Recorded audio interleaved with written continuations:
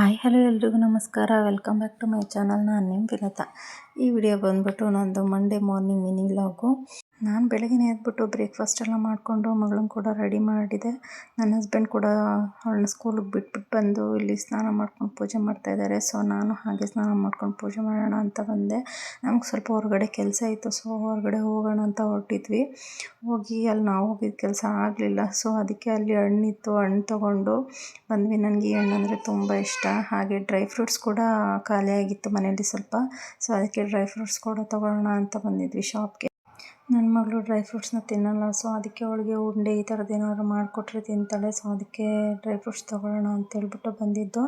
Dry fruits ಎಲ್ಲ ತೊಗೊಂಡ್ವಿ. ಹಾಗೆ ಪಕ್ಕದಲ್ಲಿ ಮ್ಯಾಂಗೋ ಎಲ್ಲ ಇಟ್ಟಿದ್ರು. ಸೊ ಮ್ಯಾಂಗೋ ಕೂಡ ತೊಗೊಂಡ್ವಿ. ನೋಡಿ ಇಲ್ಲಿ ನನ್ನ ಹಸ್ಬೆಂಡ್ ಏನು ಹೇಳ್ತಾ ಇದ್ದಾರೆ, ಏನಕ್ಕೆ ಅಂತ ಹೋಗಿದ್ವಿ. ಏನಕ್ಕೋ ಹೋದ್ವಿ, ಏನೋ ಆಗೋಯ್ತು.